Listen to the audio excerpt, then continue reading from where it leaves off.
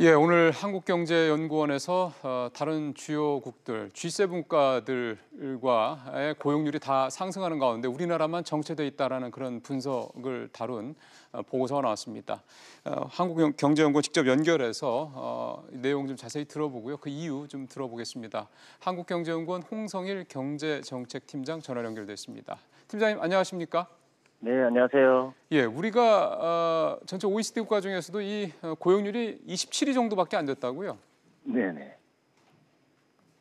예, 예. OECD 전체로 보면은 전년 대비 0.7%포인트 상승한 68.3% 상승했는데요. 네. 우리는 66.6%로 제자리 걸음을 하고 있습니다. 다른 나라들 같은 경우는 어느 정도, 특히 지금 G7 국가들을 주로 비교를 하던데 어느 정도 수준입니까?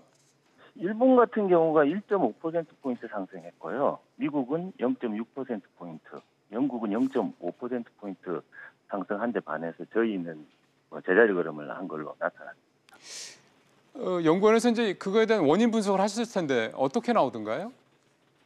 고용률이 한 가지 원인 때문에 된 것 같지는 않아요. 저희가 보기에는 한 세 가지 정도 있는 것 같습니다. 네. 인구 구조 요인, 그다음에 산업의 구조 조정, 그다음에 정책주 효과 이렇게 세 가지로 보고 있는데요. 우리나라 그 고령층 고용률이 2위로 높기는 하지만 30%에 불과합니다. 네. 근데 3, 40대는 한 70% 정도 되거든요. 근데 다른 나라에 비교해 보면 OECD 중에서 29위입니다.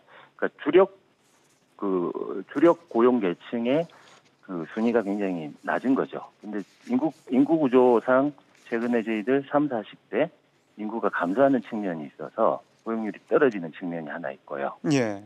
두 번째는 결국 이제 산업 구조적인 측면인데 전체적으로 경기가 그렇게 썩 좋지도 썩 나쁘지도 않은데 편차가 좀 있는 것 같아요. 그러니까 고용 창출 효과가 상대적으로 작은 반도체, 화학 이런 쪽들은 실적이 괜찮은데 고용 창출 효과가 큰 조선이나 자동차는 상당히 어렵거든요. 그게 이제 고용률 제자리 걸음하는데 영향을 많이 미친 것 같고요.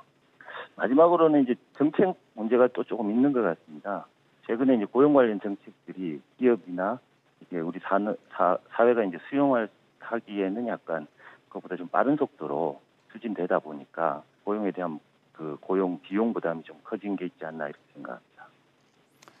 예, 우리나라가 1인당 GDP 3만 달러 진입을 이제 앞두고 있는데 다른 주요국들이 이 3만 달러 진입할 당시에 기록했던 평균 고용률에 우리가 못 미친다고 하더군요. 이걸 어떻게 해석을 하십니까? 그래서 이제 G7 7개 나라들이 이제 3만 달러 진입해서 당시의 고용률을 일일이 한번 찾아봤습니다. 한 20년 전에 진입한 나라도 있고 10여 년 전에 진입한 나라도 있는데 그걸 평균을 내봤더니 67.7%더라고요. 네. 올해 이제 우리나라가 2006년에 2만 달러 진입한 이후에 이제 12년, 13년 만에 3만 달러 진입을 하는데 저희는 1.1%포인트 좀 낮은 수준이거든요. 네. 그 3만 달러를 진입했던 G7 국가들은 지금 4만 달러, 5만 달러, 일본 6만 달러까지 진입을 했습니다. 지금 고용률은 70%를 웃도는 수준이고요. 우리가 이제 가계소득 증대하고 하려면은 저희들 고용률을 지금보다 상당히 높여야 된다. 이런 생각입니다. 네. 우리나라 고용 특징 가운데 하나가 청년층과 3, 40대 고용률이 낮고 또 고령층 고용률은 높다. 이제 이런 구조라는 말씀을 하셔서 이런 현상이 나타나는 이유는 어떻게 보시나요? 연령대로 보면 우리나라 20대가 그 청년이라고 하는데 청년 고용률이 좀 많이 낮습니다. 근데 네. 그건 아마 한국 사회가 가지는 특이점이 있는 것 같아요. 첫째 군대 문제가 있어가지고 그 고용 시장에 진입하는 시기 자체가 다른 나라보다는 조금 늦고요. 그다음에 대학 진학률이 저희가 많이 떨어졌습니다만 17년 기준으로 보면 68%입니다. 그래서 대학 진학까지 마치고 청년층들이 고용시장에 들어가는 시기 자체가 늦기 때문에 청년 고용률이 좀 낮은 편이고요. 주력 고용 계층이라고 하시는 30대, 40대, 50대가 이제 고용이 좀 많이 일어나야 되는데 이쪽은 아무래도 그 신규 고용을 하는데 고용 비용이 증가한 부분들이 좀 있어서 기업이나 이런 쪽에서 채용을 조금 부담스러워하는 측면이 작용한 거 아닌가 하고요. 반면에 이제 60대 이상 고령층에서는 고용이 좀 많이 늘어나고 있는데 그거는 예전보다는 이제 그 평균 수명이 좀 늘어나고 근데 갖고 있는 자산이나 이런 것들은 아직 그렇게 준비가 좀 덜 돼 있고 이래서 예전보다는 은퇴 시기를 고령층들이 좀 뒤로 물리다 보니까 고령층의 고용률이 높은 거 아닌가 생각합니다. 예, 앞서 이제 우리보다 먼저 3만 달러를 넘어간 나라들 얘기를 좀 해주셔서 그런데 고용률이 이제 그 나라들도 아마 정체되는 상황들을 아마 겪었을 것 같은데요. 그 당시에 그 나라들은 어떻게 이 고용률 문제를 극복을 했는지 그것 좀 설명을 좀 부탁드리겠습니다. 그 뭐 7개국을 저희가 다 보지는 못했는데 네네네.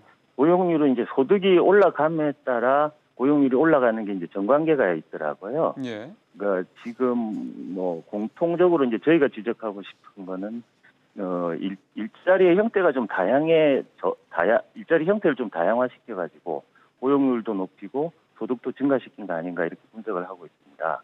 그럼 무슨 말씀이냐면 예전 같은 게 9 to 6의 정규화된 일자리가 뭐 주요 대부분이었다면 그런 이제 선진국 같은 경우에는 보면 파트타임이나 기간제나 다양한 형태의 일자리가 굉장히 많은 것 같아요. 그래서 우리나라에 또 뭐 이런 여러 가지 형태의 일자리가 좀 많이 생길 수 있도록 그런 방향으로 해야 되지 않을까 이렇게 생각합니다. 알겠습니다. 팀장님 오늘 말씀 잘 들었습니다. 네, 감사합니다. 예, 지금까지 한국경제연구원 홍성일 경제정책팀장과 얘기를 나눠봤습니다.